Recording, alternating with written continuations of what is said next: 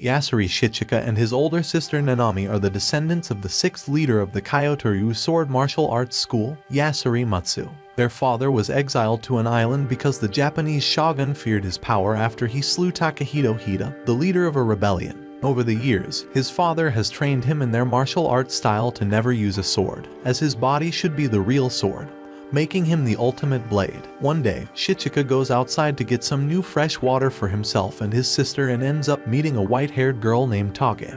He quickly questions her why she's on their island, and she asks to meet Yasuri Matsu. Shichika quickly mentions his father passed away 1 year ago, and that he's the new family head. She then reveals herself to be working under the Japanese shogun as a strategist, and she came to the island on a mission. He takes her inside, where she tells him her mission. She asks if they know about Shikazaki, a swordsmith who created 1,000 swords, and how 12 of them are the most important and powerful. She quickly explains that Shogun Q is looking to collect all of the swords, and is only currently missing the last 12 powerful ones. She continues and tells them how the government has sent workers based on money or honor, but all failed. She then says she will give Yasuri a reason to work for her, love. What a weirdo. Suddenly, Nanami quickly pushes both Shichika and Tage down as she notices someone throwing several kunai. Shichika chases the attacker down and meets Komori, an assassin wielding one of the 12 swords, Zedukana. The guy decides to tell that the sword can't break. However, Shichika is determined to break the sword, but Tage comes out. She reminds him of the importance of that sword and warns him not to break it. Komori uses this opportunity to run away while taking Tage hostage. Shichika decides to look for Tage, and she appears running toward him. He quickly kicks her away, revealing it to be the assassin. The assassin asks how did he know, and Shichika is like, I have never seen someone other than my sister and dad in the past 20 years, so I can't remember random faces. Komori then asks Shichika if he knows why Tage wants the sword. He tells him that Tage is the daughter of Hida Takehito, a rebel who betrayed the shogun. She watched her father die and wants the sword for revenge. Tage's story is just like Shichika's. He feels compassion for her and attacks Komori with his super ultimate move of several attacks, which he created the previous day. He then takes the sword and heads toward Tage. He tells her that he has fallen for her and will help her. He bids his sister goodbye to go on a journey to get the swords with Tage. They get to a large city, and Tage tells him they are almost at Inaba, the place for the second sword, Zantu Namakura, which is at the Gekkoku Castle. She tells him the sword is with Iniri Jinkaku, known as Castle Lord or Masterless Samurai. They arrive at the castle and see Jinkaku sitting alone in a room with the sword. Tage tries to negotiate with him, telling him she will give him anything if he gives her the sword. He tells her to enter, but as she is about to, Shichika notices Jinkaku is attempting to kill her, and jumps to pull her with his toes. Jinkaku is shocked that someone could dodge his great sword, which can reach the speed of light. Shichika excuses himself to strategize. He goes outside and tells Tage, while naturally using her long hair as a scarf, that he wants to confirm if Jinkaku will chase them. But since Jinkaku didn't, it means he can't use his sword outside that room. They return, and he attacks Jinkaku with Rose skills. However, he isn't used to battles, so his attack is mild. Jinkaku realizes he is fighting a great opponent, so he cuts himself into two to increase his sword speed. However, Shichika reminds him he can't cut something or someone above him, and he uses his Shattered Blossom skills to kick Jinkaku from above, thereby taking the sword. Their next stop is at Izumo for Tsuruga Meisai, the head of Sanzu Shrine and the owner of the third sword Sentu Tsurugi. Tage goes to speak with Meisai, and Shichika walks around. Tage tells Meisai that she wants the blade with her, a blade with about 1,000 duplicates that she shares among her people. She tells Meisai that she has gotten the first 2 blades, and for each of the blades, they kill the owners. Tage goes to Shichika to narrate what Meisai said. Meisai has instructed her to find the first of the 1,000 blades, and if she sees it, Shichika will fight Meisai. While Tage searches for the sword, Meisai and Shichika get to talk and know about each other while. They talk about each other's motives, and she asks him if he ever killed someone. He tells he only killed 2 people for the swords, but reiterates to 3 people, revealing he's the one who ended his father's life. Shichika later meets Tage, who tells him she has found the first sword and that he should be prepared for his next fight. They meet Meisai to schedule their battle for the next day. At noon the following day, the fight starts. Meisai runs and drags Shichika toward the woods, where he sees several swords tied to the trees. Meisai used the previous day to prepare herself for the fight, expecting to use the power of all swords to beat him. but he pulls out the reverse card and forces her to chase him to an open space where she cannot use her swords to her advantage. She pulls out the original sword from the ground and attacks him by throwing the sword and jumping to the sky. Shichika, on the other hand, uses the palm of her hand and quickly defeats her, therefore owning the right to take her sword. Their next target is Izakura Kanara, the captain of Yoroi Pirate, located in Satsuma, who possesses the sword Zokyutu. They arrive at the location and watch Izakura fight someone, making them realize Zokyutu is no sword, but protective armor. They go to the lodge to strategize, but Izakura visits them to propose a deal with them. He and Shichika will have a battle, but both sides must bet something. If Izakura loses, he will give his sword to them and prepare a ship for them to sail to Oari. But he will take Tagame with him if Shichika loses, revealing that she looks like his daughter. The duo agrees to the conditions and Shichika goes out to fight Izakura in the arena. He tries to finish the duel as soon as possible with an armor-piercing attack, but Izakura takes no damage. The latter then starts to attack, forcing Shichika to dodge the attacks. He tries once again to use his armor-piercing skill, and Izakura starts to mock that he lacks resolve as the strongest Japanese warrior. Shichika starts to wonder if he should admit defeat and looks at Tagame, who starts scolding him for giving up in front of the woman he claims to love.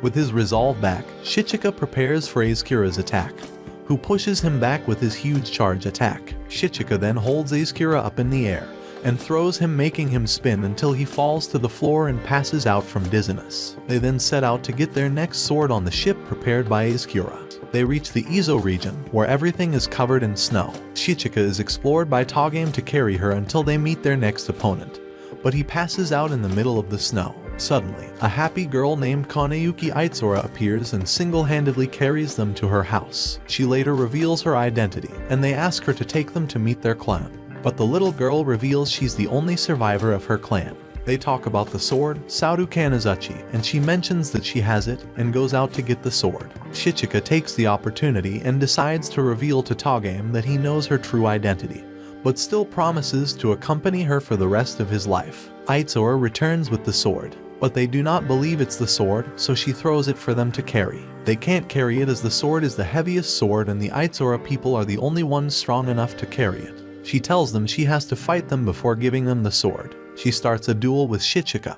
who doesn't want to kill her since they need her to carry the sword. Aitsura dodges Shichika's first hits. He then manages to hit her, but she survives. She says it's her turn and tries to swing her sword while jumping. Shichika dodges it, but she changes her swing mid-air, breaking Shichika's forearm bone to block the hit, making him lose a battle for the first time in his life. Shichika is recovering from his injuries in the cave, while Aitsura returns from hunting.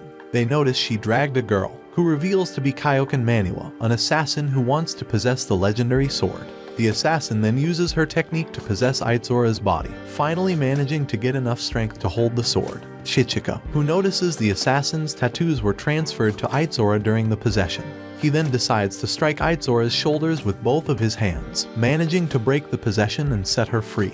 Aitsura wakes up sometime later and thanks them for helping her, promising that she will carry the sword and give it to the shogun. Shichika and Tagame continue their journey and reach Mount Sayabashiri Tosa, where they approach Nanami for the next sword, the Akutu Bita, which is used to heal its owner's body. She was tired of waiting for her brother and decided to help him get the swords, but at the same time, she decided that she wanted to check his progress. Therefore, she insists she won't give them the sword, and Shichika has to fight for it. Their duel begins and Nanami throws him off to the ground with her pinky when he tries to make the first move. This makes him shocked, and she tells him she was the one who killed everyone in Aitsura, and she has taken over their strength. He tells her body is weak, but she shows him the Akutu on her chest. She leaves and they decide to fight later. Shichika is depressed for quite some time while thinking that he doesn't want to fight his elder sister. But Tagame appears and tries to force him out of his depressed state, mentioning she got him a new fighting technique and a strategy for him to beat his sister. Nanami's abilities enable her to copy any technique she sees. Therefore, she decides he must fight in the dark.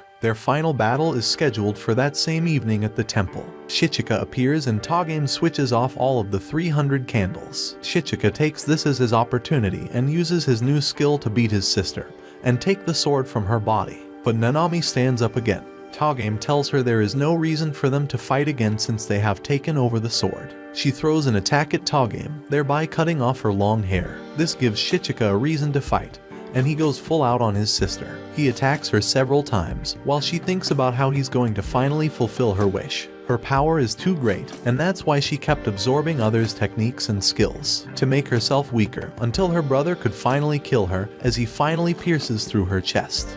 After meeting Princess Haidai, they get to know that their next sword is located at the Shikazaki Kiki workshop. They do several tests to find out the weakness of the sword and find out that it needs to charge itself. They decide to fight at night, but first, they need to wear the doll's energy out. Shichika fights out based on Togame's strategy of buying time until the doll runs out of energy and stops moving. Their ninth sword is held by the head of Shinu-Isu School, Kiguchi Zenki, who refuses to fight Shichika because he claims to be a swordsman without even using a sword. Therefore, Togame orders him to learn how to use a sword because Kiguchi cannot fight without one. He complains, saying that using a sword will make him weaker instead of stronger, but still decides to follow her wishes. Kiguchi then spends quite some time training him, but Togame finds them in a compromising incident and thinks they're having an affair. They head back to Kiguchi and Togame tells her she will duel Shichika after they finish their shogi match. Soon after, the duel begins, but Togame pulls out her distraction card. She starts pointing out Kiguchi's shogi mistakes, which led to her defeat in both shogi and the battle. Because Shichika takes advantage of her distraction and wins the fight, therefore taking her sword. They then depart, looking for the 10th sword, being held by Higaki Rin. They reach a wasteland, and each of them quickly starts to see illusions. Togame sees her father, who points out that she must be the one to find the sword by digging. But Shichika sees a little girl, who can change into several forms of the people he fought before, while claiming the sword was gifted to him by the creator himself. They return to Higaki, who reveals there are 1001 swords, instead of the former 1000. All swords were made for one purpose, to create a complete and perfect sword. And that sword is Shichika's family, who are true swords instead of sword wielders. They then depart to find the 11th sword and find Penguin injured. They take her to a hut and she explains that her companion, Hau, got the 11th sword but was possessed by it, and asks them to save him. The duo then heads out to New Manawa to find Hau. They see Hau upon arriving at New Manawa, but notice Shikazaki Kiki, the creator of the swords, has taken over his body, telling that he will rewrite history by killing and destroying everything and everyone that shouldn't belong to history. Shichika and Shikazaki's fight begins. They dodge and parry each other's attacks, but Shichika starts to get overpowered.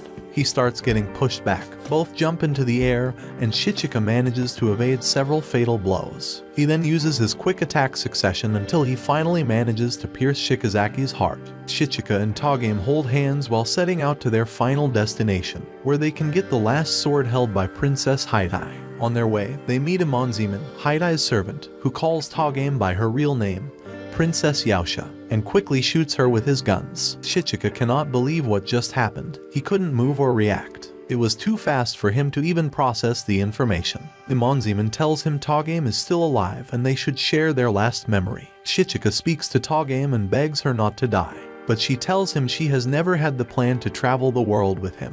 She just wanted to use him, and if she had survived, she would have killed him. But in the end, she reveals that she's happy to meet her end because she's been lying all this time to him. Except for one thing, her feelings. She's happy to die because she doesn't want to kill him. She gives him the last order, which is to forget her and move on, and asks if she can also fall for him before her last breath. Meanwhile, Haidai eventually gets an audience with the shogun.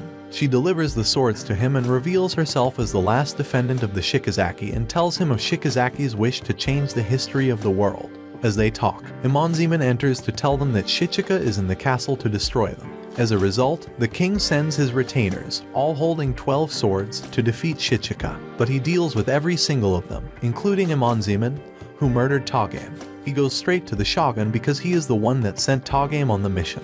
He kills the shogun and decides to travel around Japan, just like he and Togame promised to do. This is all for this anime. Give the video a like, and I will see you in the next minutes.